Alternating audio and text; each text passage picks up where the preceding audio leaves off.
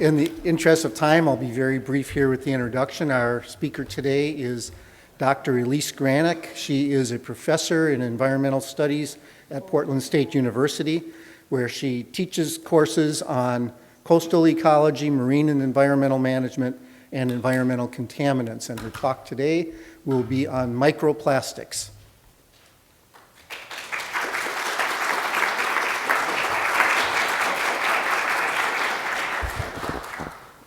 Thank you. Thanks so much for having me. I'm happy to be here. Can folks hear me okay? No? Okay. Is that better? Okay, awesome. I'll try to make sure to talk right into the microphone. I'll try not to wander too much. I am used to teaching students and I wander to the PowerPoint, so I'll try not to do that too much. So today I'm going to talk about microplastics, the state of the science in Oregon. And is this, should I hold that? Is it better if it's working? Okay, great. And I just like to start with this picture. This was a picture of my daughter and her friend during COVID, when we were trying to find outdoor activities that kids could do and still be social. And we went to the beach. And if you've lived in Oregon for a long time, you may remember a time when you could go walk along the beach and there were not little bits of plastic along the edge of the high tide line. Unfortunately, my daughter has never known that reality, although I remember it when I was in graduate school. I remember going and doing research at the coast, and you could walk along the beach and you didn't see microplastics. Now we see them on most beaches when we walk the high tide line at low tide. So I'm going to talk a little bit about what we know about them, where they're coming from, and some things we might do to address them. And please just raise your hand or yell out if I stray from the microphone and you can't hear me. So before I start, I always like to give a shout out. The work I'm going to present is not just my own. There's a lot of students and postdocs, students, undergraduate and graduate students that have contributed to this research and have put a lot of time and effort into it. So I'd like to give a little shout out to all of them. So Britta Bakler, Summer Traylor, Becky Taylor, Ali Tissot, Amy Valine, Amanda Gannon, and Maya Hurst-Mayer. And then I have collaborators at Oregon State University, Suzanne Brander and Stacy Harper, collaborators at University of Portland, Drs. Jordy Wolfand and CJ Poor and their students. And then there's other students that have rolled through our lab, the Applied Coastal Ecology Lab, that have helped with little bits and pieces of research. And then I also want to acknowledge our funders, Oregon Sea Grant and the National Science Foundation. Okay, so what I'm going to talk about is what microplastics are, why we call them microplastics. I'm going to talk about the sources, so where they come from. I'll talk about the fate, so where they end up. We'll talk a little bit about the effects of microplastics on organisms and also some solutions. And then depending on how long I go now and how long we go in questions, I can talk a little bit about some current research we have going on at the coast if we have time in the second half. Okay, so everyone may already be aware, or maybe everyone's not aware, that we have sort of these definitions for microplastics. So microplastics are considered little tiny pieces of plastic that in their longest dimension are less than 5 millimeters, and that's about the length of a grain of rice. And they can be all the way down to 1 micron. Some research communities define microplastics as anything as small as 500 nanometers, but we don't need to get into the weeds about that. So here we'll be talking about between 1 micron and 5 millimeters. And just for context, a hair, like our human hair, is about 20 microns, if you have very thin hair, it's about 20 microns wide. So we're talking pretty small. Microplastics, unlike things like DDT, which is a single compound, microplastics are a whole range of different kinds of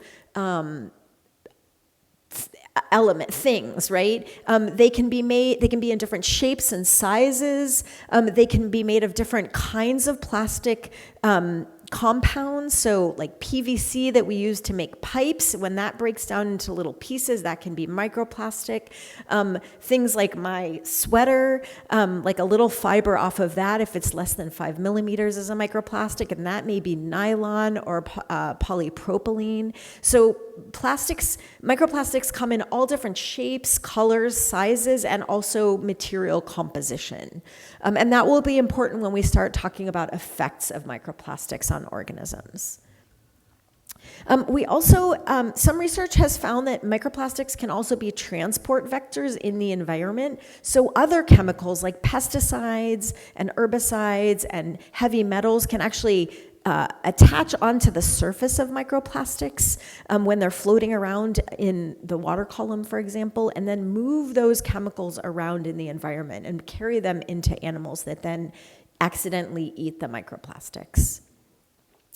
I'm also gonna, I'll try to be careful about using my terms, but I sometimes will talk about microplastics, which is a more all-inclusive term, which includes things that are in the shape of, or are fibers or foams or spheres or fragments. And sometimes I'll talk about microfibers specifically because that's actually what we find a lot of in the environment, and that's again what's coming off of our clothes. And so those I will often refer to as microfibers, which is a subcategory of microplastics. I also want to just mention that plastic content is generally unregulated. And so when we buy food packaged in plastic packaging, there are no regulations currently in the US that assure that that plastic wasn't recycled from another use that may have other chemical additives like flame retardants in it. And that's really important because that can, especially if we heat it up, can leach into our food. Okay, I also want to break down primary versus secondary microplastics. So primary microplastics are plastics that were engineered to be small. So if you think about nurdles. So if you've ever bought a stuffed animal for a kid in your life, and there's those little plastic pellets inside the stuffed animal, those were manufactured to be small, and those are nurdles. So that would be a primary microplastic because it's already going to be about the size of a grain of rice. Glitter is another example of a primary microplastic. It's made to be small. What we find more of in the environment actually is these secondary microplastics. So these are plastics that were broken down from larger plastics. Oh, I should have actually brought it. I have a little yogurt cup that is on my desk, and I used to keep at work, and I used to keep pens in it. And it's like weathered because I have a window in my office and like temperature change. And there's parts of plastic that have broken off of it in the 18 years it's been sitting there in my office, right? And so I had to move it to a different, I put it in all my pens are now in a paper cup. But I thought it was like a good reuse of this plastic Wallaby yogurt container until it started breaking down, right? And so those are examples, oh dear, did I do something wrong? Oh, there we go. Okay. Those are examples of secondary microplastics, right? It was a Wallaby yogurt container, but over time, with temperature changes in the office and UV light coming in, it's broken down into these smaller plastics. Similarly, when we wash our clothes, fibers come off of our clothes into our laundry, like I'm sure you've seen in your lint trap of your dryer. And so some of those are smaller, and those are microfibers, so a kind of microplastic. Similarly, when we drive vehicles, little bits of tire break off and end up on the road, or sometimes they get kicked up, and if they're small enough and light enough, they can get aerosolized into the air. And so again, they were manufactured as tires, but they get broken down into tire-aware particles, and then those are microplastics. So again, we talk about this difference between primary microplastics manufactured to be small versus secondary microplastics, things that were manufactured to be big, like a water bottle that breaks down at the beach, for example, that gets buried and broken down. Okay, so hopefully those categories are clear. And And then just to kind of frame plastics by the numbers, to take a step back, you may be aware that plastic was first commercially manufactured for widespread use around the 1950s, so when my parents were young children. And so before that, there were some things made of plastic, but not all that much.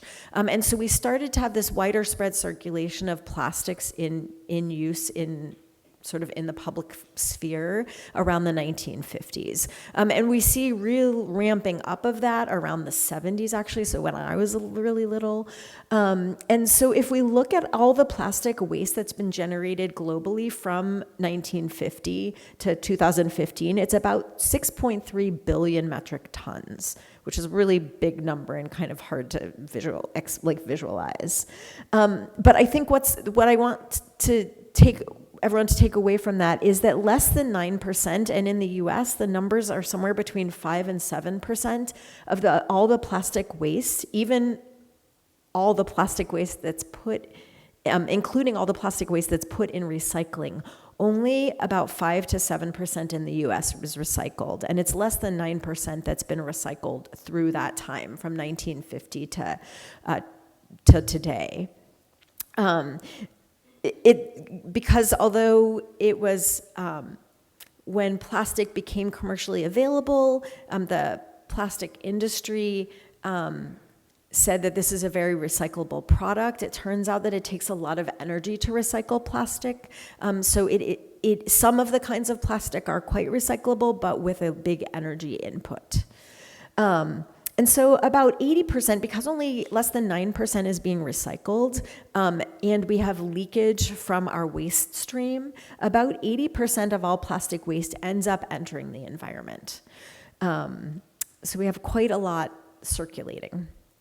And in terms of total plastic particles in the upper ocean and sediment as a result of that leakage into the environment, right? The ocean is always downstream. We have about 170 million metric tons of plastic that are either in the water column of the ocean or in the bottom of the ocean.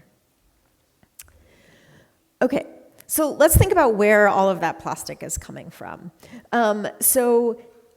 The number one litter item globally is actually cigarette butts. And there is a piece of filter in it that is a semi-synthetic cellulosic material that doesn't break down very well. And we do find that sometimes on beaches, we find that in the environment. But because it's so small, it's not the biggest source, even though it's the most common litter product globally, it's not the biggest source of plastic in the environment. Another source that we know is significant, but also not the biggest source, is nets and ropes from fishing. So, unfortunately, ropes fray. Sometimes gear gets lost in the ocean when fishers are fishing. So it does contribute to waste in some parts of the ocean. We see it caught on reefs in Hawaii. We see it in the Pacific Gyre. So it is a source, but it's not, again, the biggest source.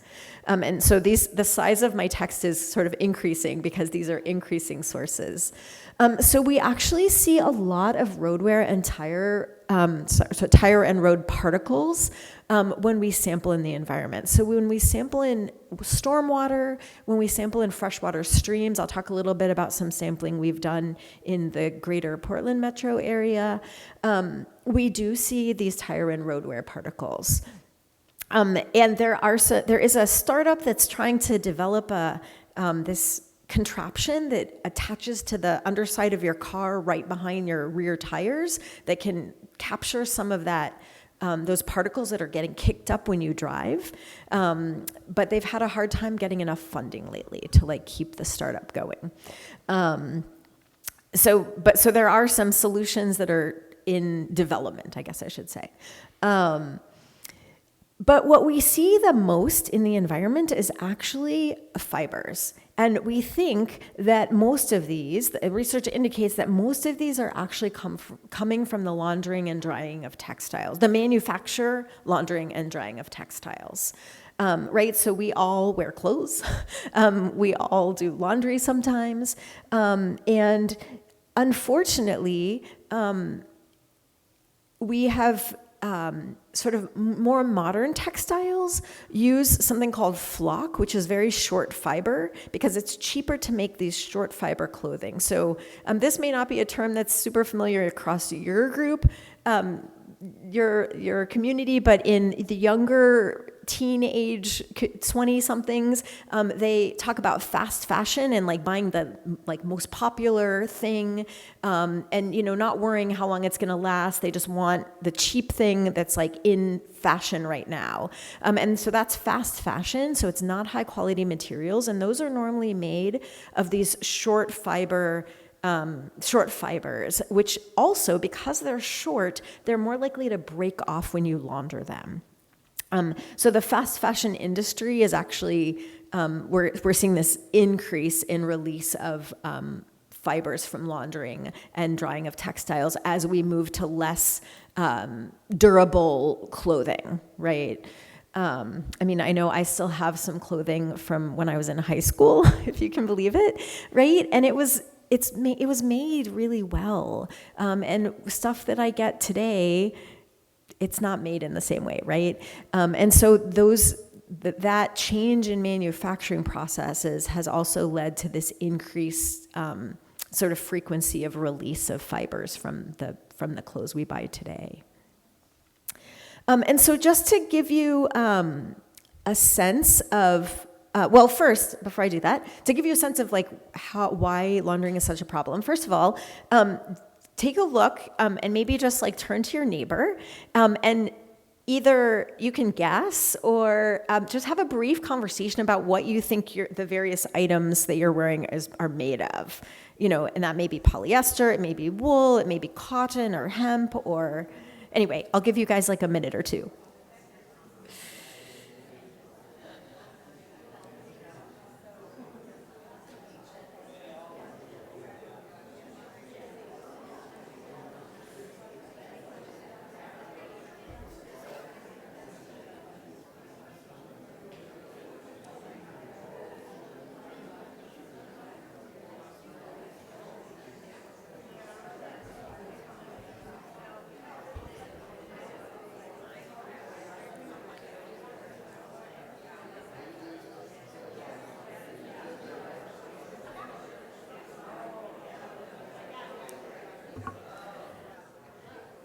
All right. So again, this is not to shame anyone. My sweater is synthetic. My dress is a cotton blend, but not 100%, and my leggings are synthetic. So this is not to shame anyone. This is just to demonstrate how much of our society uses synthetics. Raise your hand if something you're wearing is synthetic. Okay, me too. Right? So much of our clothing today, again, when I was a kid, most of what I wore was cotton, except for my those jammies, those feety jammies, right? And today, or was cotton or wool, right? And today, it's mostly synthetic, what we wear. And so again, when we wash those clothes, some of it is released into the environment. Oh, it didn't pop up, darn. Oh no, that's okay. I'm gonna do Salem metro area later, but I'm gonna start with the Portland metro area because it's just a big impact. It's bigger than the Salem impact. So so we know there's been a number of studies in the last 5 years that find that when a full load of laundry is done, and then it releases on the order of several million individual microfibers. And we know some of that is going to be cotton or wool or that sort of thing. So if we're very conservative and we say that, like a third of what's released is synthetic, which from looking around at our clothes, that might be an underestimate, but we're going to be really conservative. Then conservatively, we'll say that 750,000 of those 2 to 10 million fibers are synthetic microfibers. The Portland metro area has 2.2 million people. If we, again, conservatively, because I have 2 kids, one who likes to wash all her stuff. She's a teenager. She washes all her stuff every weekend, 2 loads of laundry just herself every weekend. But let's say conservatively, a household of 2 does 1 load of laundry every weekend, right? So one person, 1 load every every 2 weeks, right? So if you have a 2-person household, it's once a week, 1 load a week, right? So again, that's pretty conservative. And then if we say that wastewater treatment plants remove 99% of the fibers that are coming in, and actually in our region, wastewater treatment plants are pretty efficient. They remove about 90 to 92%, so we're not so far off, but we'll be even more conservative and say that it's like a newly upgraded wastewater treatment plant, 99% removed from the gray water that goes through the system, okay? So assuming all those numbers, if we do the math, that is still, again, 99% was removed, that's still over 400 billion microfibers that is being released from Portland metro households just from the laundry, and that's just the washing machines. I'll talk about in the second half, I'll talk about some research we're doing on dryer vents as well. And that means that what's being trapped in the biosolids, so right in a wastewater treatment plant, the water comes in, it goes through a filter, the really big stuff gets filtered out, the heavy particles then sink to the bottom and get trapped in the biosolids. And in Oregon, in many states, those biosolids get heated and treated to remove pathogens and then get applied to our agricultural fields for crop use, for growing crops, often for livestock, but they do get applied to our fields, right? And so that's going back into the environment. And so with our estimate, that's about 42 trillion microfibers that are ending up in those biosolids just from the Portland metro area and being reapplied into the environment. So that's our main source. Right? Another source is these tire wear particles. And, at one point, long ago, tires were made of rubber. They're now made of these blends. They're made of synthetic rubber and other plastics and chemical compounds. So they are plastic-based. They're based in the fossil fuel economy. And it's estimated that the average mass of the tire wear particles generated and released into the environment is over 1.5 million tons per year, right? So these particles are tiny, but a lot of us drive, right? I drove down here. And those are released into the environment. And this one I do have a comparison to give you. So this would be the equivalent, do you guys know Rose 2 and Tula 2, the elephants at the zoo in Portland, right? So the mom and the baby. So this number was when the Tula 2 was in her first 6 months. She just turned a year. But for her body mass and her mom's body mass, it would take 1 million of them, 1 million of the moms and the babies together to equal how much mass of tire wear particles are generated and released into the environment just in the US. Every year. Or if you aren't into animals and are more into jets, it's the equivalent of about 15,000 Boeing 757s is how much we release. Again, not just in our region, but across the whole US. And just from tire and road wear, yeah. And so this is not just residential vehicles, right? This is from commercial trucks and buses and et cetera.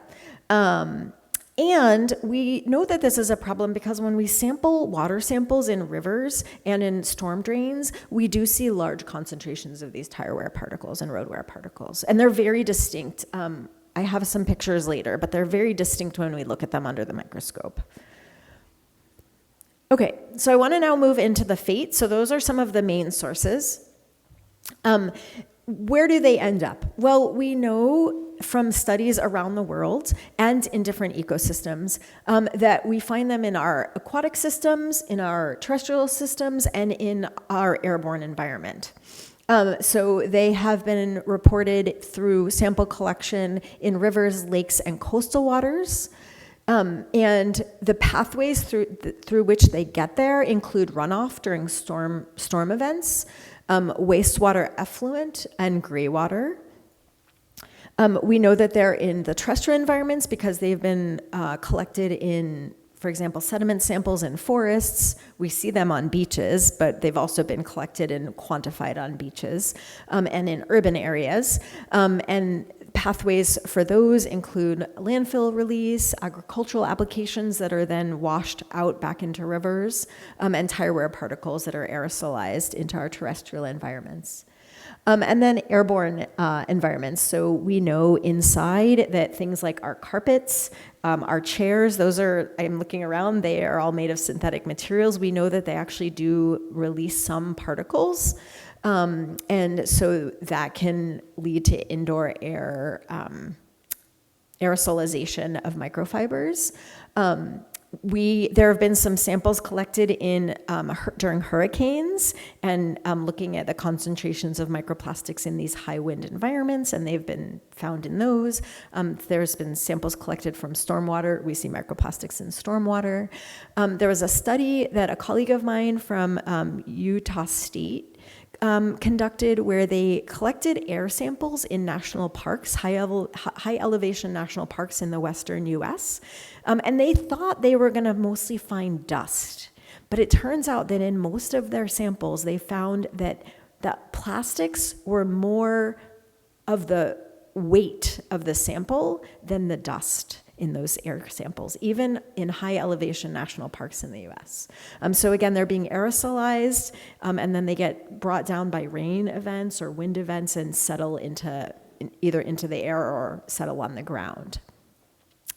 And in terms of I wanted to just have a little anecdote on the coastal waters and the beaches. There's, I'm spacing on the name of the organization, but there's a nonprofit up in Seattle area, and they do monthly beach cleanups. And the volunteers kept on saying like, oh, it's so hard for us. Oh, I'm sorry, they do monthly beach counts of plastic. And the volunteers kept on saying, it's so hard for us to just like count these and not pick them up. We want to clean them up. But they have been trying to understand how the concentrations vary across seasons. And so I think after they had like a year or two of data, they're like, okay, the volunteers kept on complaining, like, can't we pick some of this stuff up? And so they said, okay, well, we'll test it at 2 beaches, and compare it to like 2 other beaches.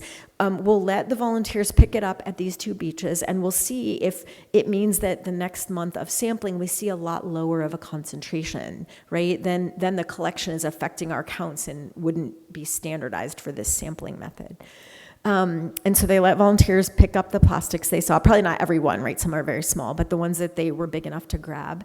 And what they found was that it had no effect on the counts the next month, right? Because the delivery is constant. There's this constant delivery onto the beaches of these plastic particles because the use is so high.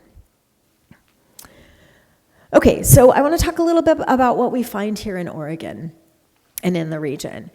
So this is a project that 2 undergraduate students conducted with my lab and with support from a graduate student. And so Amy Valine was the lead author. She was the one that really spearheaded a lot of the work.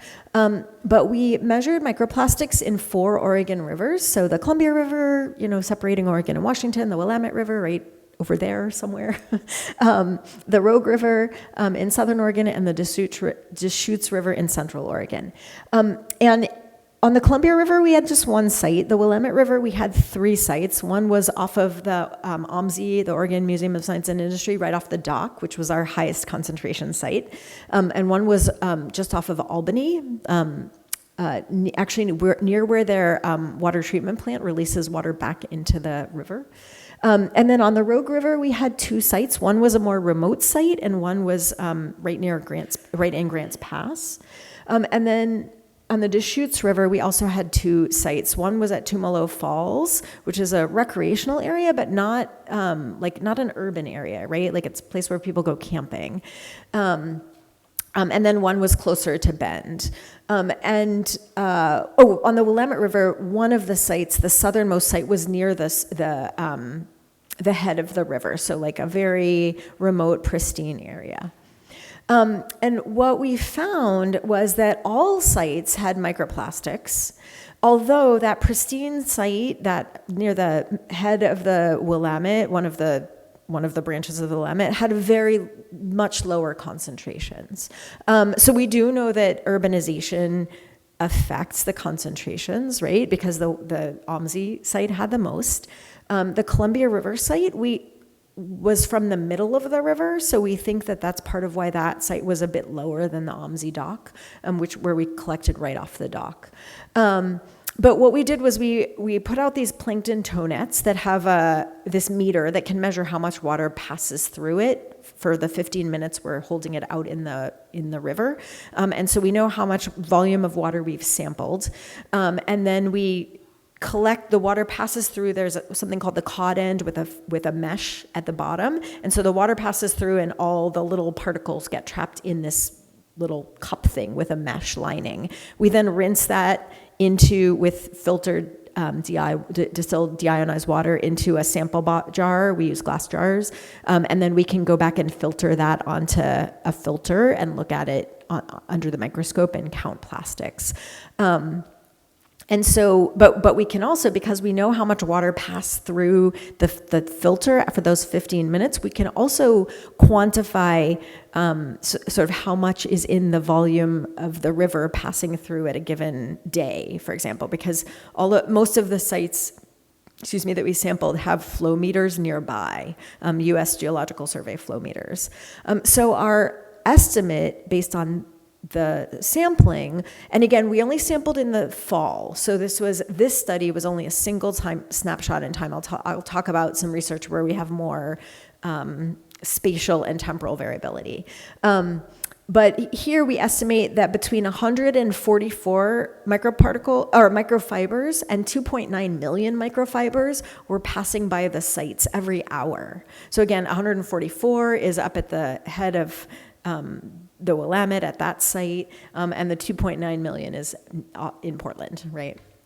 And then if we looked just at the microparticles that were not fibers, that was between 48 and 122,000. So you can see that really fibers make up the vast majority of what we're seeing even in the river water.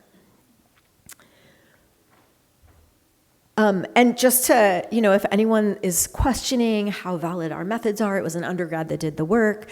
Well, Environment Oregon did a somewhat similar study about a year and a half, 2 years later, where they looked at 30 rivers, lakes, and waterways across the state. So you can see they had a better spread. They had far eastern Oregon. They had more sites in southern and central Oregon. But what they found was that 100% of their sites were contaminated with microplastics. And they also found that microfibers were the most prevalent. So again, this kind of data corroborates our findings that yes, microfibers are the biggest microplastic type that we see in the environment, and that even in Oregon where we have this lower population density, where we have sort of more care and concern about the environment than in some states, we still see microplastics as a problem in our waterways. Okay, so I want to spend a little bit of time talking about Becky Talbot's research. So Becky Talbot was a master's student that worked in my lab and Dr. Heejun Chang's lab, and a couple of folks, Rosemary Wood was an undergrad that helped her a lot in the field, and my colleague Suzanne Brander ran some of her samples on an instrument to validate what kinds of plastics we were seeing. But what I want to point out up here is that she was looking at up at the top, she was looking at all different kinds of plastic types. So this bottom right black one is an example of a tire wear particle, and you can see how it's kind of bumpy and not necessarily jagged, but very irregular, and that's very typical of tire wear and road wear particles. The bottom left is a foam. So one of the places we sampled was close to a refrigeration truck depot in Portland, and we think that the foam we saw a lot of foam at the site close to that, so we think it might be related to the insulation. We have film is that blue on the upper right. So we define films as thin microplastic particles that are not fibrous. So the fiber would be that upper left blue particle that's a little hard to see. And then fragments is that middle piece, that pink piece. So again, these are some of the examples of the kind of shapes or morphologies of plastics that we see. And with Becky's study, she was really interested in looking at the spatial and temporal variation of microplastics in Portland's waterway. So what does that mean? Well, she was interested in looking at how microplastic types and concentrations vary across space, so between urban and rural. So she sampled Johnson Creek that runs right through Portland, and then the Clackamas River that is runs through sort of a more rural, some agricultural and some natural areas. And then she was also interested in the temporal variability. So do we see different amounts of microplastics in these waterways in the summer when we haven't had rain for months, or after the first flush rain, or in the middle of the rainy season? And so these three maps are from the different seasons. So the far left, it's really hard to see the A, but the far left says A. And that was the sample we collected in August of 2020. So we hadn't really had rain since June, right? So it's like 2 months of dry weather, but we're sampling in the river. So, sampling them small volume of water that's in the river at that time. And then B is in September after the first flush rain. And so, we've had some rain entering the system. We've had the roadways cleared off and washed. Everything on the roads has been, not everything, but the first flush of stuff on the roads has been washed into the rivers. And then we have C, which is in February of 2021. So again, we've been having rain, unlike this year. It was a more typical rain year. And so we've been having rain in November, December, January, by February. The size of the circle, so the yellow circles are all the sites that she sampled. And she had 10 sites total. She had 4 on the Clackamas River and 6 on Johnson Creek. And the size of the circle doesn't really, you can't read the numbers, and it doesn't really matter what the numbers are. It's average microplastic concentration per meter cubed of water, which is like a hard thing to visualize. So again, it doesn't really matter what the number is, but what I would like you guys to see is that the concentration, so that's how much microplastic was in a certain volume of water, right? And we see that actually the concentration is higher in the dry season. Does anyone have any idea why that is? Say it again, loud. Yeah, lower volume of water, so it's not diluted, right? And so the concentration of microplastics is really high. And so we see that the concentration goes down as we move into the wetter season, but what you'll see is that the number of microplastics actually goes up. So the concentration per volume of water decreases, but the number total in the river increases. Because we have a lot more flow going through that sampling system in the 15-minute period, right? Because we sampled for 15 minutes just like we did in the other study. And so in A, there's not that much water going through in 15 minutes. But in B, there's a lot more water, and C, there's a lot more water. But you'll also see that the concentrations are a bit variable among sites, like on this bottom one on the Clackamas River. You can see it in the September time period, but it's very difficult to see that yellow dot in August or in February. Okay, so again, hopefully these are not too hard to see. I want to start with this multicolored graph. So again, this top left is our August samples, and then this is September, and down below is February. And this is, everything adds up to 100% because it's 100% of the sample. So what is in 100, when we take 100% of the sample, how does it break down in terms of fiber, fragment, film, foam, and tire wear particle? And really what I want you to look at, there's like a lot of different colors to look at, but what I really want you to see is that fibers, that blue, you'll notice it's variable how much there is, what percent it makes up at each site, but you'll see that at every time period, at every site, we have fibers, right? And we actually have fragments at every, on August we don't have as many fragments. But fibers are just always present. The other thing I want you to notice is that the tire wear particles, if we look in August, again, at that low flow time when the roads haven't been washed off for a long time because we don't have rain, you'll see that only half, so black is the tire wear particles. Sorry, blue, did I say that? Blue is the fibers. Black is the tire wear particles, and you'll see that only half the sites have those tire wear particles in August, right? When we haven't had anything washing off of our roads. But then all of a sudden, September, we have this rain event, and then there's tire wear particles, many more. They are a bigger percent of all of the microplastics at the site, and they're at 9 of the 10 sites. And similarly, in February, we see them at 9 of the 10 sites, right? So it is variable what we're seeing when. And then if we go look on the far left, so each of the 3 bars together is one site. And if we just look at the green bars, so that is September. And you'll see that the green or the blue in February is, the x-axis is the 3 sampling events at each site, and here we only have 6 of the sites.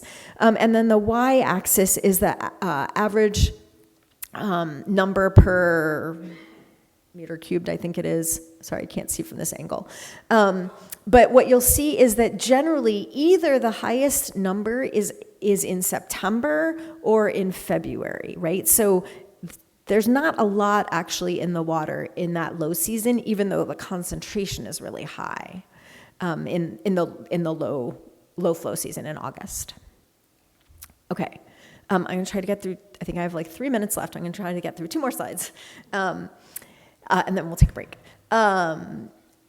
So we see microplastics in the river. Well, all of our rivers end up in the ocean here in Oregon, right? We don't have any big lakes not all. I guess some end up in lakes. But the rivers we were sampling all end up in the ocean.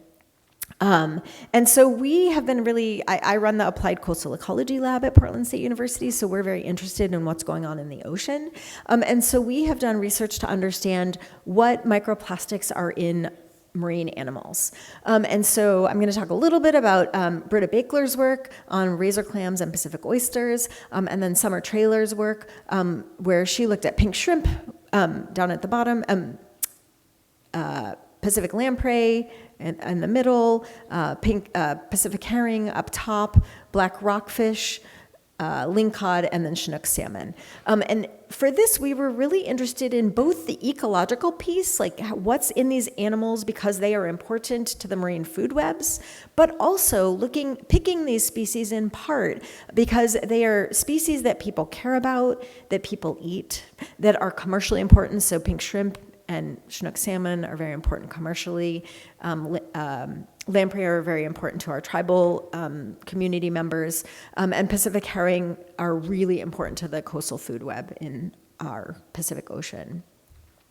And so, again, I'll stop after this slide, but want to show some data. So what Britta found, and her research was published in 2020, so she found that, again, microfibers were the dominant microplastic in the animals. So she collected 142 oysters and 141 clams from 14 sites on the Oregon coast. So she had 5 estuarine sites where she collected the Pacific oysters, and then she had 9 beach sites where she collected the razor clams. I think I said Pacific clams, but razor clams.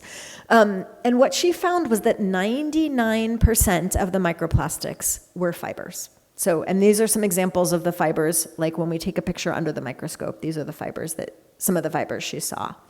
And if we look at like per gram of tissue, there's not even one in every gram of tissue. But if we look at a whole oyster, on average, there were almost 11 microplastics, and again, they were almost all fibers, per oyster, and over 8 per clam, right? So, and she found across all, 284 samples that she took, she found 2 individuals that had no microplastics in their tissue. And again, this is like not in their shell. We're taking out the tissue that people eat. And looking at that tissue, and we see on average across all these sites, and across, I should mention, we looked across 2 seasons, and we didn't see a big difference across season. And we actually don't see a big difference across site either. And so we had sites all the way from Astoria to Brookings, so higher impact from the Columbia River, sites near Newport where there's more population, and sites down near Brookings where there's very few people. And we still see similar numbers across all those sites. So I think, let me do this last slide, and then And so Summers' research was looking at, I should go over that. So Summers' research was looking at all these other species that we collected that are commercially fished except for the lamprey. And we were interested in how it varied across trophic levels, so things low on the food chain versus high on the food chain. And you can see on the far left, the labels are really small, I'm sorry, but the x-axis is the species name, and the y-axis is the number of particles per gram of tissue. And the two pinks are the pink shrimp, and those had we both collected them off of a research vessel and collected them from a market so we could compare and see if it's similar. And we see that they had between 7 and 12 plastics per gram of tissue. And again, we gutted them because some people don't eat the guts. So we just looked at their tissue. And we find again, around the same range as for the oysters and clams per individual. The good news was that we see a lot less in the fish. So we saw on average about 2 per herring. There was, around 1 per lamprey. And then for the bigger fish, we were looking at a 250-gram fillet, so the amount of fish someone would eat. And we were seeing like less than 1 on average. We were seeing them, but less than 1 per individual. So that was good news that the finfish have fewer. Should I stop? Okay.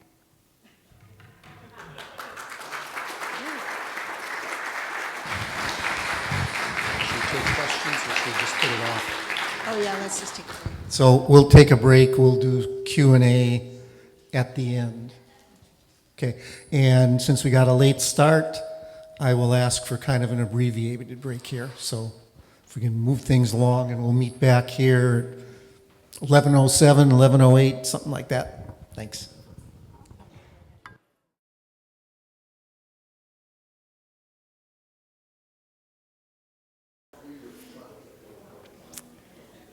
So when we do research here in Oregon, we like to put it in the context of how we compare to other parts of the world. And I forgot to include the slide for the Pacific oysters and razor clams.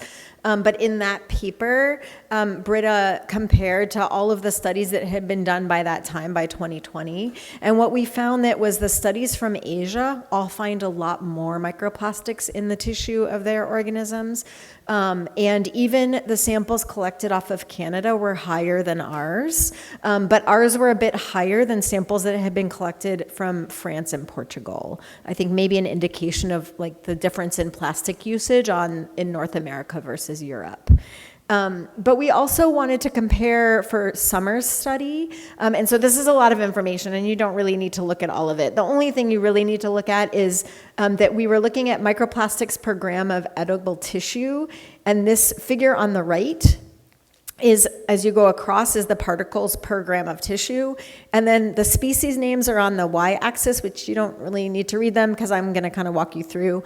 But really, all you need to look at is that the dark orange is the Oregon shrimp, so the shrimp collected off the coast of Oregon, and the dark blue are the fish collected off the coast of Oregon. So the light blue are fish from other studies in other parts of the world, and the light yellow are shrimp from other parts of the world. And you can see that even though our coastal populations are pretty sparse and our coasts are pretty clean communities, our pink shrimp are taking in a lot of microplastics. Again, they're not the highest. You see they're kind of in the middle, but they're also not the lowest.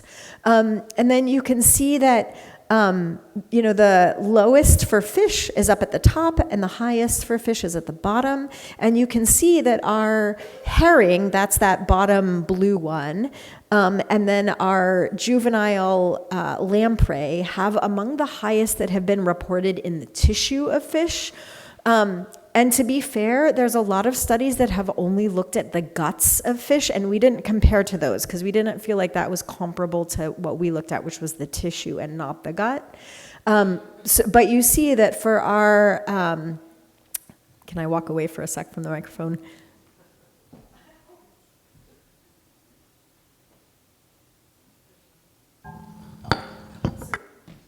So those three are the herring, the juvenile lamprey, and the adult lamprey. And then if you look towards the top, you'll see some lighter blue, darker blue ones, and those are our rockfish and our Chinook salmon. So those are our large finfish actually are pretty low compared to what's been measured elsewhere. So that's great, right? But again, our herring are really important to the food web. And so if they're collecting microplastics and if they're being affected by those microplastics, that may be affecting our coastal food webs. Oh, sorry, and that's my arrow to show you which species is which. So yeah, so Pacific herring and Chinook salmon, et cetera. And then these are just some examples of when we look under the scope. Someone came up and asked me what we do. So what we do is we actually put the tissue, after we rinse it to make sure that we haven't had anything fall on the outside of the animal, we rinse it with filtered water to get anything surficial off of it. And then we put the tissue, so for instance, for the Chinook salmon, we got whole Chinook and we dissected them or cut them open and then cut a fillet out as though someone would at a fish market. And we put that fillet in a beaker with potassium hydroxide, which is a very strong base, and it digests the tissue. We put it on heat at about 40 degrees Celsius, which is about 100 degrees Fahrenheit, because we don't want to melt the plastic, right? But you can be outside in 100-degree weather and your clothes don't melt, right? And so we put it in the beaker and it has a stir bar, so it spins and it breaks down the tissue, just the base does. We then filter that onto a filter, and then we can look at that filter under a microscope. And so these are some of the fibers that we saw. So if you can see on the far left, that fiber on the top and the bottom, those were in the Pacific herring, and then these two were just examples from the lingcod. Again, we saw a lot more than two, but just to give you, these were good photos that we had, good visuals. And so again, when we think about the fate, we know that some of these plastics are ending up in our black rockfish and our pink shrimp and our salmon, and that these are species that are either recreationally important or commercially important. And again, there's a study out of Oregon State that found that 92% of the sampled they looked at black rockfish also, but they just looked at the gut, and they found that 92% had microplastics in their gut. We found that most of the pink shrimp had the most microplastics by body weight of all of the organisms we've studied. And then we know that the salmon have some, but much lower concentrations, and that this is, it's still concerning as they're a species of commercial, tribal, and cultural importance here. And then, I'd like to call out that this is also important because we have now looked in 3 different first foods for tribal communities here in Oregon. So salmon, lamprey, and razor clams, and we see them in all 3 of these species. Again, the salmon are at low concentrations, but the lamprey were at one of the highest concentrations among the fish, and then the razor clams are also high, not as high as the oysters and the shrimp, but pretty high. And the razor clams are culturally and economically important to the Quinault tribe up in Washington, and actually some of Britta's work looked at razor clams up in Washington state as well. So I want to talk about effects. So why should we care about microplastics? Does it matter, right? People eat dirt and there are particles, and people say dirt doesn't hurt. But when it comes to microplastics, they are synthesized materials that are made from fossil fuels with chemical additives to give them their properties, right? And we know that many of the chemical additives used to manufacture microplastics are carcinogenic or have other health effects. And so there's been a body of research developed looking at how microplastics affect animals in controlled tank environments. And so what we know is that microplastics can have both physical and chemical effects on organisms. So we know that when organisms ingest plastic, it can reduce their energy and growth because those plastics can get stuck in their gut. I'm sure you've seen pictures of seabirds cut open and plastics in their gut. Many of those are macroplastics, not microplastics, but some of them are microplastics. And other organisms are taking in plastics and that are micro size, and they can affect them as well. And they can get stuck in their gut, making them feel full, although they don't have that doesn't have nutritional value, and so it can lead to lower energy reserves. It can also lead to a false sense of satiation, where they stop perceiving hunger cues because they have plastic sitting in their gut. We also know from a number of studies that microplastics and the additives used to manufacture them can cause reproductive disruptions. So exposure to these plastic additives can cause lower fertility rates in some organisms. We see in some species embryonic maldevelopment where the offspring don't develop correctly, and sometimes we see slow or delayed growth. So we do know that there are physical and chemical and biological effects of the plastics and the additives. We also know, I threw this one in, this is from a colleague of mine, Suzanne Brander, and her graduate student down at Oregon State University. They have looked at zooplankton, which is the primary food source for the gray whales off of our coast, and they find microplastics across almost every zooplankton sample that they take of these myctophid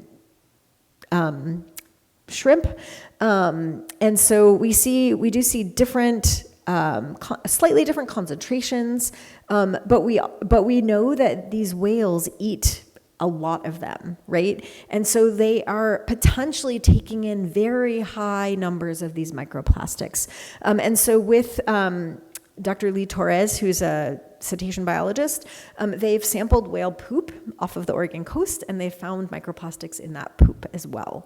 So some of the microplastics are probably passing through the organisms, through the whales, but probably some are being retained. We also know that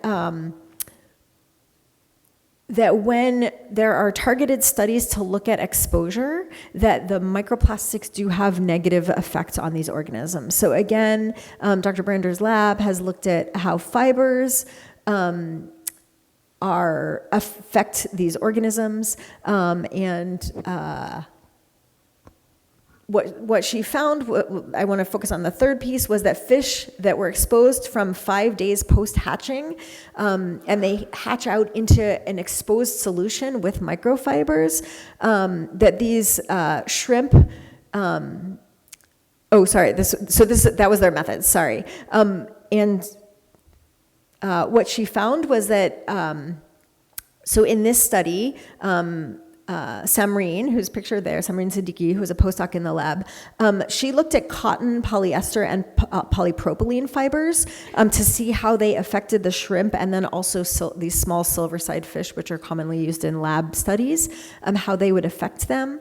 And what was found, you can look at the data, but also the summary is that all three of the kinds of fibers, so it didn't matter whether it was like from cotton clothing or from polyester clothing, all of the fibers decreased the mysid shrimp growth. But for silversides, the growth was not impacted by the cotton. It was only impacted by the polypropylene and polyester. So some species seem to be sensitive to anything that might be long and pointy that gets into their gut. And other species can deal with the more natural fibers, but may not fare well with the synthetic fibers. And this is maybe a little bit in the weeds, but this is looking at reactive oxygen species, so their stress response. And what they found was that temperature, the combination of temperature and microfiber exposure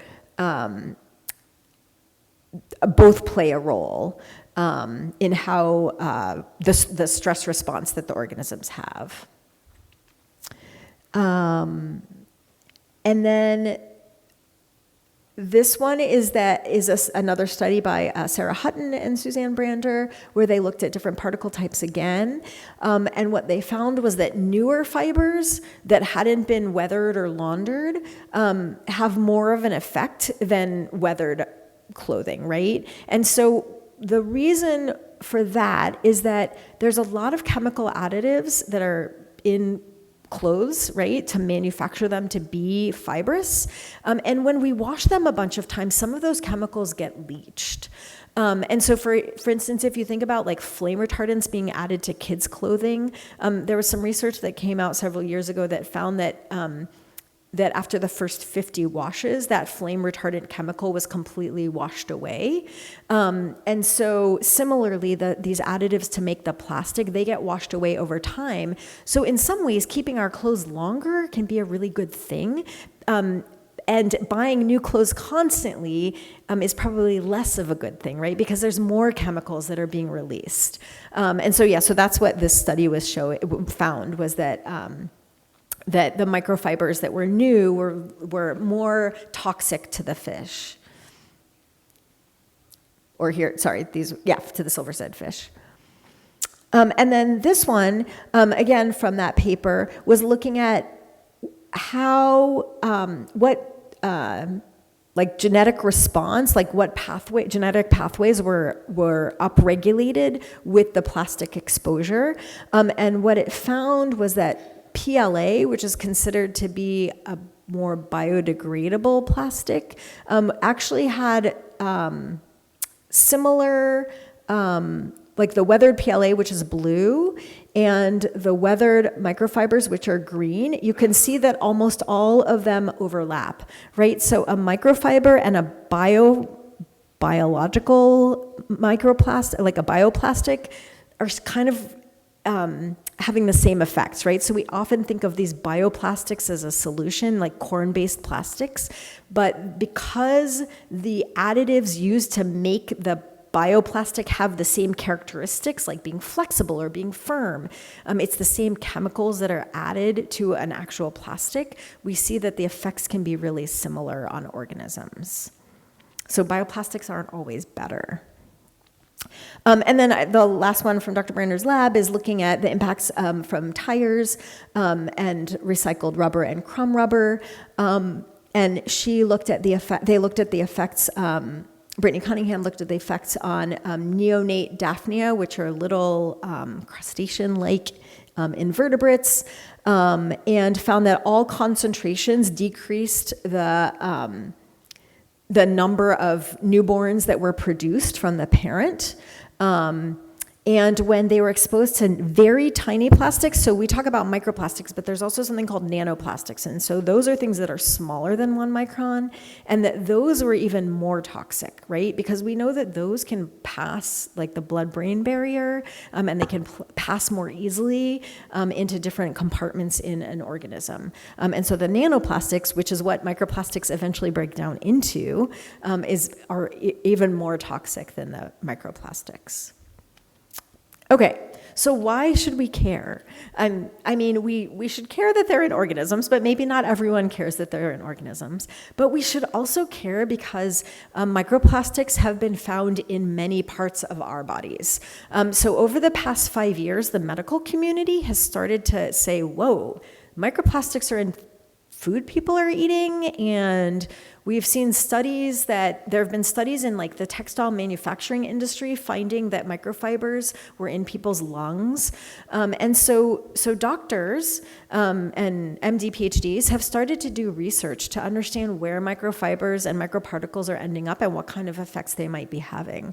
And so microfibers have now been found in every part of the human body that's been studied thus far.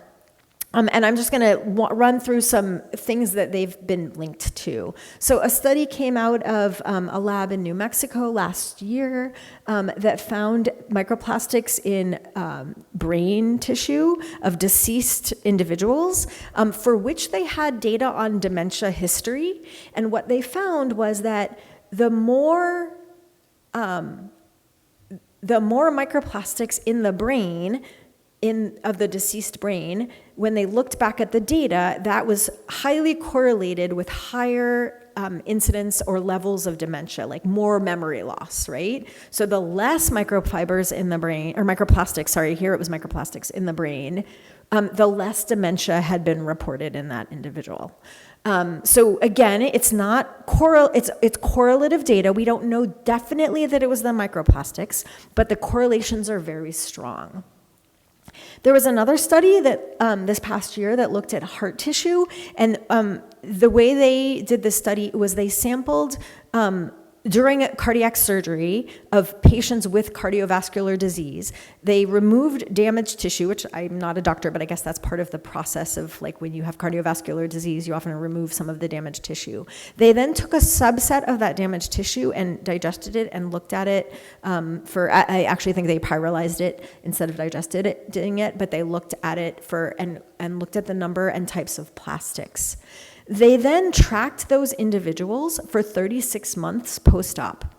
And the more microplastics they had seen in the damaged heart tissue, the more likely that patient was to have another heart attack or to die within 36 months of the surgery.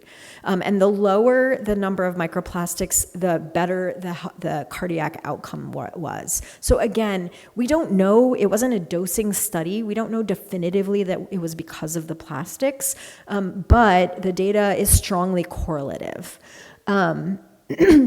There are a lot of studies on lung disease and workers in the textile industry, and we do know that the incidence of cancer is very high. And there's also some studies looking at postmortem lungs and seeing the concentrations of fibers in those lungs. I don't know that it's exclusively for.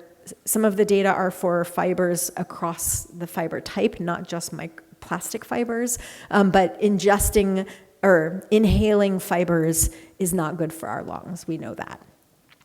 And then there's also some research that is backed up by research on animals that finds that gut inflammation is associated with higher microplastic incidence in the gut. It's been proposed that perhaps the steep increase in colon cancer cases in the US among 30 and 40-year-olds may be related to microplastic exposure or chemicals from microplastics.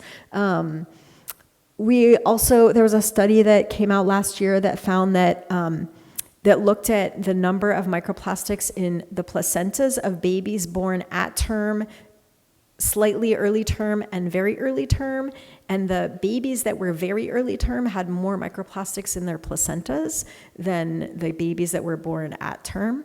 So again, these are correlative. We can't say definitively that that's the cause, but we have mounting evidence that there are these very strong correlations between negative human health outcomes and microplastics in relevant tissue compartments in humans. And similarly, there have been studies on sperm count as well that are strongly correlative. Okay, so what do we do? Well, one of the things we need to do is there are definitely areas where we need to do more research. So understanding multiple stressor effects, like how plastics and pesticides and pharmaceuticals interact. Figuring out what are safe alternatives. Again, there's been this move to bioplastics, but one of the things that some researchers have found is that bioplastics actually are more likely to be taken up by animals in the environment because they have more resemblance to food items. And so often they're taken up more readily, which then can make them more toxic if they have the same additives as plastic. We have some issue. I won't talk about the collaboration and standardization because that's like a lab issue. But we really need more baseline data. So some of the data that we're collecting and other researchers are collecting to understand how the environmental microplastics are changing over time is really important. And then we need solutions, right?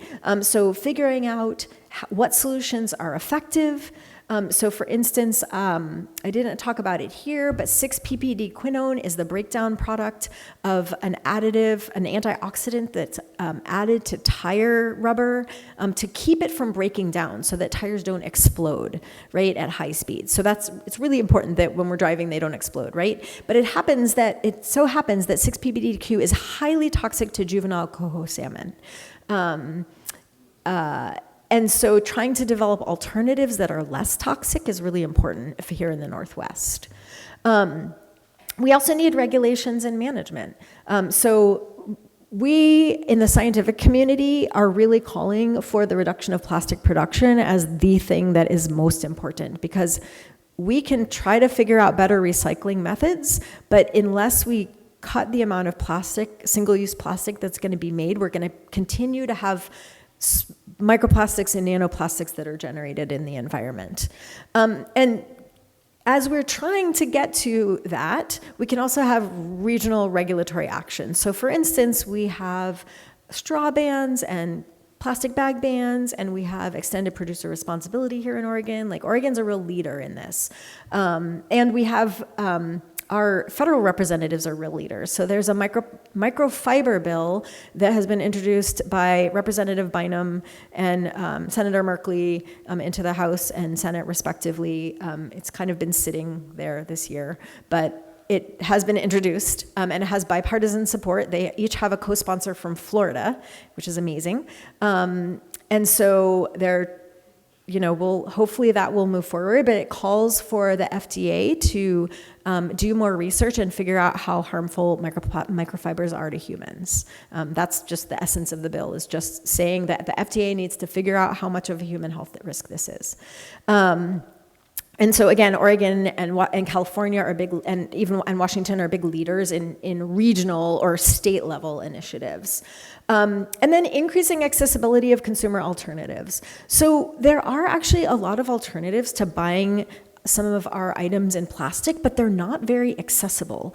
So for example, there are shampoo bars and conditioner bars, but when you go to the grocery store, you don't see those. You see big plastic bottles of shampoo and conditioner, and you have to seek out specialty stores or online retailers for these alternatives. Similarly, there's been a little bit of research looking at microplastics in toothpaste. So if you use a tube of toothpaste that's plastic, some of those plastic particles may be leaching into your toothpaste.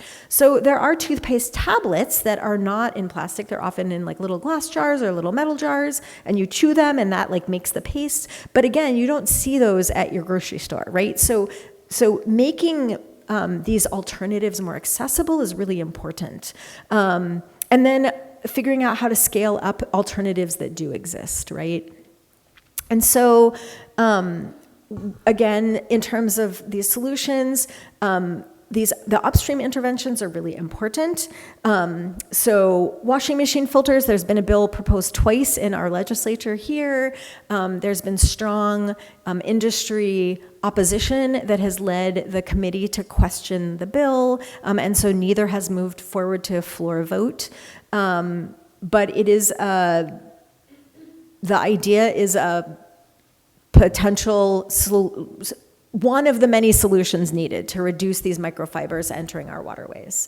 The single-use foodware and hotel bottle bill, some version of it was passed last year here in Oregon, and again, we have extended producer responsibility legislation. We also know that green infrastructure, so I don't remember if you guys have bioswales here, but there's been some research up at University of Portland that finds that bioswales are actually really effective at trapping tire wear and road wear particles.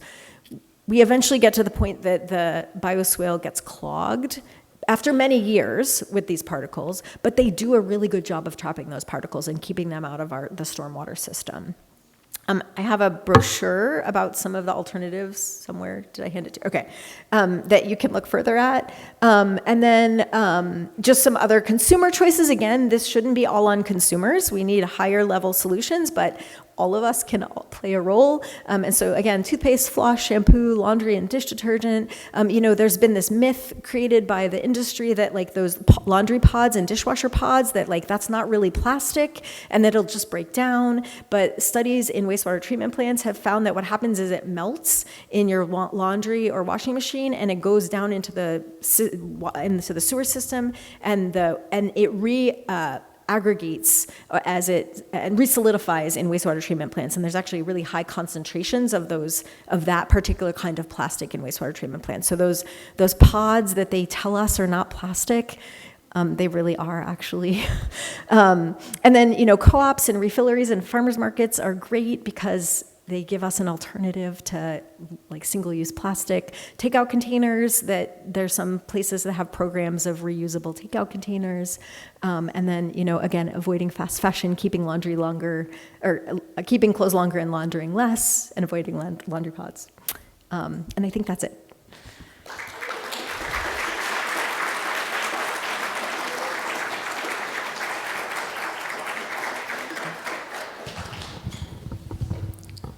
Questions? Hi. Hi, Mark. I beat you. For the first time. Sorry, Mark and I have this thing. Congratulations, then. Thank you. Yeah. Wonderful presentation. I learned a lot. One of the things I was not aware of is the concentration of microfibers as part of microplastics. So that was a great learning thing. I wonder, though, you didn't show that in your data. What percentage of what an organism or person ingests as microfibers or microplastics just gets passed through the system and re-enters the circulation versus what's retained? That's a great question, and we don't actually know for humans, because it's really hard to get approval. Oh, sorry. That's a great question, and it's really hard to answer because it's really hard to get approval to do a research project on humans where we would feed them plastic, of course. And so what we do know, though, is from organisms that in studies where we give them, so for the first chunk of time on researching microplastics in organisms, researchers would buy these tiny polystyrene beads, because there's a lab that sells them, like Fisher Scientific sells polystyrene beads, and they're all the same size, and so you know exactly how big and how many you gave them. But the problem is that's not what we see in the environment. So there are a lot of studies on those polystyrene beads, and we actually know that the beads, that particular shape, an organism can pass them through their body pretty easily. There's a study I'm aware of, and again, we're very different than corals, but it was a study on corals, and corals have a single opening that's their mouth and their anus. And the study gave them polystyrene beads and microfibers, and they egested almost all of the polystyrene beads. So they might have been a problem in terms of chemical exposure, but they weren't keeping them in their gut. But what they found was this fibers, because of their shape, they would get wedged into the gut tissue, and like they could get a few of them out of their mouth, egest them, but most of them would get stuck. And so the studies on organisms have found some of the same thing, that if you give them something roundish in shape, they can usually pass it. But fibers are harder for them to pass. There's been some studies more recently on mussels, like intertidal mussels, and they can pass some of the fibers, but some do get retained in their gut. I think we don't know what percent. My guess is that it's like less than 50% gets retained. But when it does get retained, I think there's a high chance that it's getting wedged into tissue, which then can cause inflammation. So yes, that's a great question that we don't know the quantification of. Yeah. Hello. My name's Mark. Probably one of the only audience members you'll have that has actually done testing like you've done. Oh, nice.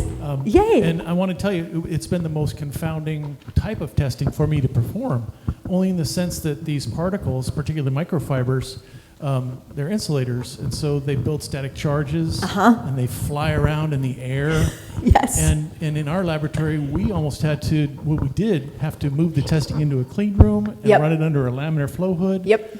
So my question to you is, what sort of controls do you have to put on your lab in order to control your environment during testing? Love it. Yes. Great question. Are you here at Willamette? No, I'm retired, but Oh. there was an industry for the medical device industry when I was doing this testing. It was Oh, a long nice. time ago. Oh, and, cool. And I don't miss it. Yeah.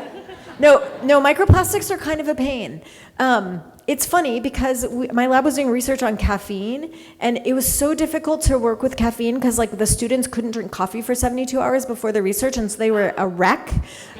Because otherwise they would just breathing on the organisms in the tanks, they would expose them to caffeine and it would affect our results, right? So we moved to microplastics as something that we could see, that we thought would be easier to work with, but not the case. Yeah, so great question. So we do a couple of things. One is we wear all orange, because orange is a really visible color when we're looking at our samples. And so when we see orange samples, we just assume there are contamination. And so we may be undercounting, but we also know that orange is one of the least common colors seen in the environment. And so, yeah, so we wear orange gear. We have orange lab coats. They're white cotton lab coats that we've dyed orange. And we re-dye them if they start to fade. And so, yeah, so that's one of the ways we control our clothes contaminating samples is everyone, when there's a sign on the door, you come in the lab, even if you're facilities, you put on an orange coat. Then yes, we triple wash everything. So we have a filter, a 10 micron sieve that we clamp onto the sink, the DI water sink. And so any water we're using is at least filtered down to 10 microns. We just got 2 micron though, because our instrumentation is now good enough that we can see down to 5 microns. And so now we're gonna be filtering down to 2 microns. So any water we're using in the lab or any ethanol, we're filtering it down to 2 microns. So we're getting out any microplastics. You would be surprised at how all the lab grade stuff has microplastics. So even our filters that we buy, it turns out that they're like clean, EPA clean filters. Well, they have the little container that they come in is plastic, and there's little plastic particles on them. So we have to triple rinse our filters in this filtered DI water before we even like filter a sample onto it. So another example is we dissolve samples in animals' tissue in potassium hydroxide, which are these little beads that you add filtered DI water to, and it reacts, and that's how it causes the digestion. It turns out that they're contaminated. Again, this is like EPA clean lab grade KOH, but it has microplastics in it. So we then run a blank sample along with our like every 10 or 20 samples, and so it goes through all the same process. So it like has the same rinse of all the beakers. It has KOH in it, but no actual sample, and so we can account for how much was in like either IGI water or KOH, etc.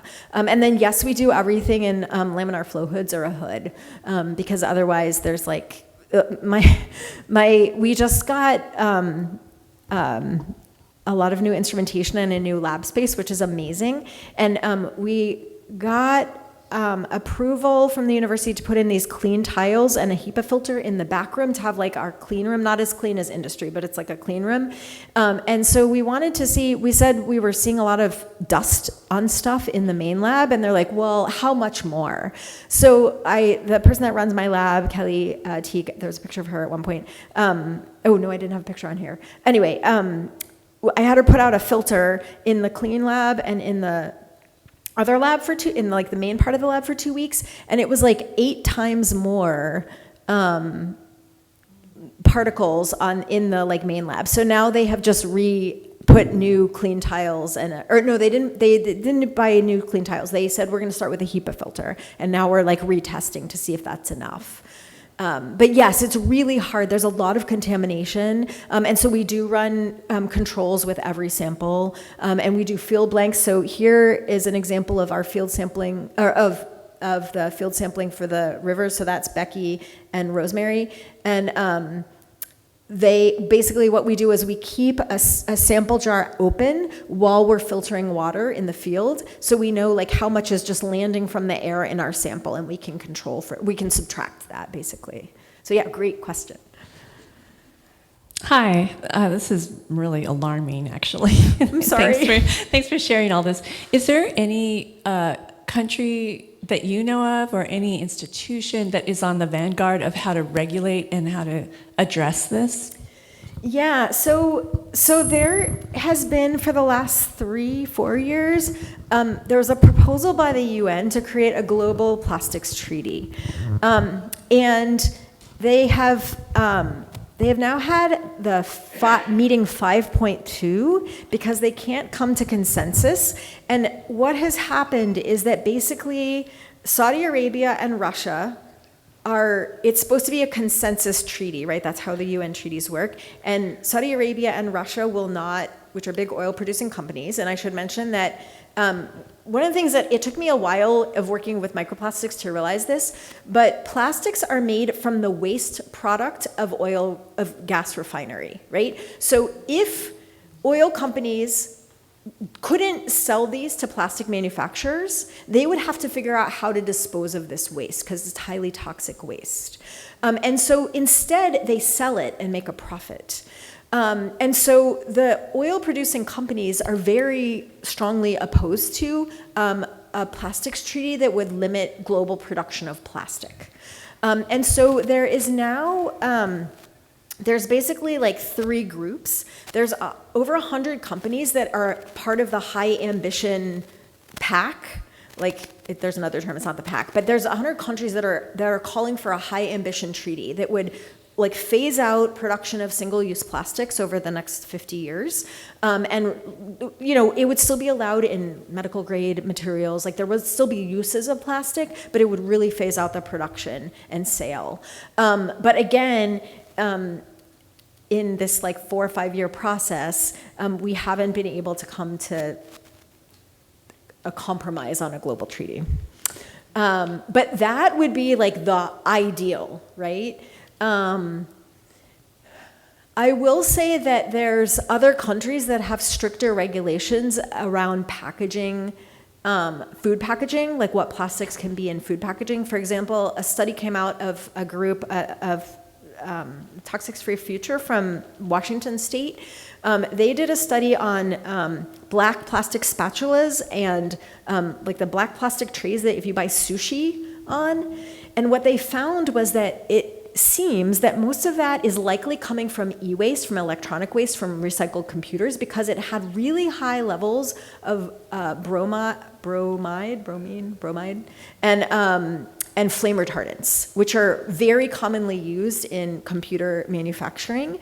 And those are not materials that are considered safe for human consumption, but because we don't have regulations around recycling in the US, there's no body that checks, no agency that checks to make sure that the plastic we use in food packaging doesn't have harmful chemicals. So, I'm Janet. This totally blows my mind, and I'm all for regulations and banning things, but that means something else has to happen. And you bring up shampoo bars and toothpaste cubes. Those are all very expensive and hard to get. The average person, that may be okay for you and me, yeah. But the people who are shopping at Walmart, that's not an option. Yeah. They can't make that change. So it seems to me that instead of just focusing on banning things, we have to be able to make alternatives available. Is anything being done to take care of that? That's a great question. I think there has been legislation proposed in California that the governor in California vetoed, that Gavin Newsom vetoed, around limiting plastic packaging of food items, right? Because we do have other alternatives. We have glass and we have metal. That said, the liner in canned food is actually plastic, and we know it leaches chemicals. So that is not the best option. We know glass is a really good option. It's heavier. It does release more carbon when we transport glass because it's a heavier item, right? So there are these trade-offs, right? We are about to participate in a study looking at the difference in microplastics between glass baby food jars and the same kind of baby food in pouches to see if there's a difference, because that is something that is like right now an available option, although some companies are starting to cut their lines of glass for baby food because parents prefer the pouches. And so, right, so I think those kind of things are ways where we can make like accessible choices, right? If there's always that glass option. There's some physicians that work with new moms at a couple of different locations around the country that have made these handouts of things you can do as a new mom, and a lot of the new moms are working with our lower income, of like, these are the things you can do to limit your baby's plastic exposure, right? Like don't heat their milk bottle in plastic, for example, because we know that leaches chemicals into the milk. But in terms of like nationally, I wouldn't say that I don't know that there's a lot that's being done at the national level right now. Senator Merkley has multiple times introduced a break free from plastics bill into the Senate, but it has never gotten out of committee, I don't think. It's a really good bill, actually. It has some really important extended producer responsibility information, or like components, and it could be a big step towards limiting plastics, but it hasn't kind of seen the light of day on the Senate floor yet. So I don't know that I really answered your question. I wish I could say there was more that's being done, but I think at this point, I think it's going to take top-down work and bottom-up work, probably. Yeah. Hi, Yeah. I'm Dean. Yeah. And I was wondering if anybody's had the notion to check microplastics in aquifers. Is that something that's worthwhile? Sorry, check back the plastic what? Microplastics in aquifers. Oh, in aquifers. Is that? That is a great question. I feel like I have heard people talk about the need for that. I don't know if there's any research on it. But yeah, I mean, I think, if aquifers are recharged from rainwater, we know rainwater has microplastics, but if the filtration is very thorough as it gets down to the aquifer, most of it may get filtered out, but that's a great question. I'm not sure how much work has been done in that area. Yeah. Hi, this is Cassia. I have a follow-up question to that, having to do with municipal water systems that derive their water from rivers, which is just about all of Oregon. Yeah. And following that is, what about these individual home water filters, Brita and so forth, that you can attach? Yeah, that's a great question. Well, so we know that a bottle of water, of plastic water, has hundreds of thousands of microplastics, so that's probably not the best option. There was a study about 7 or 8 years ago that looked at tap water around the world and in different tap water samples in different countries. And unfortunately, in the US, 94% of the samples had microplastics in them, as opposed to 78% of the samples in Europe. Part of that may be our piping, also because we use a lot of PEX and PVC for water transfer. And so those are plastic piping options. So that might be part of it. Some is just in the sources, probably. But I think the research to this point finds that this has more than like a glass from your tap. In terms of the Brita filters, I know they are supposed to help. I mean, Brita filters are plastic, but they are supposed to reduce the amount in water. I heard a presentation where someone did mention that that can lead to a reduction of like tap water microplastics. I think that the filters that you install like under your sink that then have like the spigot, those actually have a higher reduction, but obviously those are not like financially or logistically feasible for everyone. So a Brita is a better option than this. if you want kind of the best option, it would be like an under the sink filter that has like that filter contraption that you have to clean out or change out. Yeah, but great question.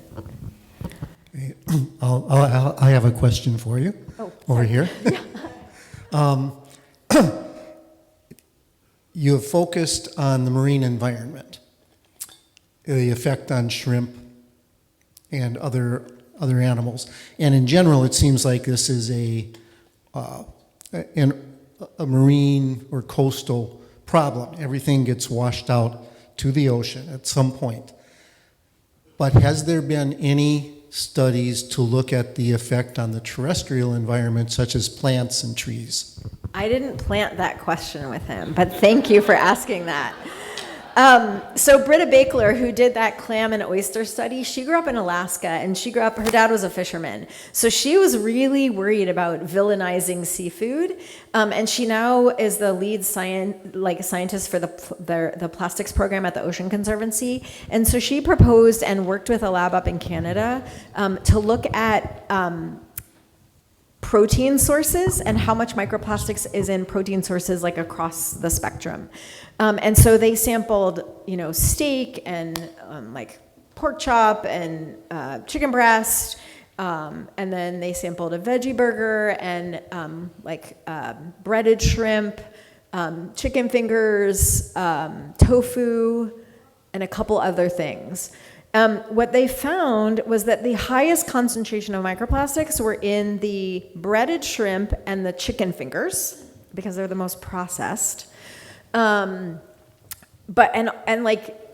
the vegan beef patty, right? Like, I can't remember what brand they did, also had quite a bit, again, because it's very processed. And I think the lowest were, like, tofu was quite low. A chicken breast was very low, right? Had very little. And so the less processed the meat, the less there was in it, and the more processed, the more there was in it. So yes, it's not but they found microplastics in all of the protein sources, I should say. And then I was at a conference in New Mexico last month, and they are looking at beans and rice are such an important staple. They're looking at microplastics in beans and rice, and finding them in the beans and rice. So they rinse them, right? So it's not stuff just sitting on the surface. But they find that even in beans and rice, there's microplastics. So it's not just marine sources. It's just where we looked first, because the ocean is downstream of everything. But yes, it seems that it's very hard to avoid microplastics. It's been found in honey, it's been found in beer, in sea salts. Yeah. Okay, one last question. Okay. Yeah, one quick question. Yeah. So how does it get in the flesh of these different creatures that we're eating? Yeah, so we've had some conversations about this in the scientific community. So again, our work has looked at the muscle tissue of marine animals, not mammals, but other marine animals, invertebrates and fish. And technically, several researchers, like even when we send our papers out for peer review, they say, oh, there's no way you could have a microfiber that's 300 microns long in the tissue. But these fibers are often like 5 to 10 to 15 microns wide, and that is a small enough dimension to pass between tissue types, not necessarily like cross the blood-brain barrier, but to migrate in the human, in an animal body. And so we think that it's these very narrow particles and that the fibrous form is like more easily moved through the body of an organism, because again, what we're seeing in their tissue is almost exclusively fibers. We occasionally see really small fragments or other particles, and what's been seen in the human body is more on the order of very tiny microplastics or nanoplastics. So usually the ones in the human bodies that are reported are under 20 microns. And often more on the order of 10 microns and below. So again, they're very small. And now that there are some groups looking at nanoplastics, they're seeing a lot more nanoplastics than they see microplastics. And in fact, they're seeing that the number in the 1 to 300 nanometer range, there's many more of them than 300 nanometers to like 500 microns, or even 1 micron. So like the smaller it is, the more likely it is to get moved around the body. So, because kind of like a splinter, yes, for the bigger particles, but those smaller particles are like the size of, some of them are like the size of viruses and proteins and that sort of thing. So, yeah.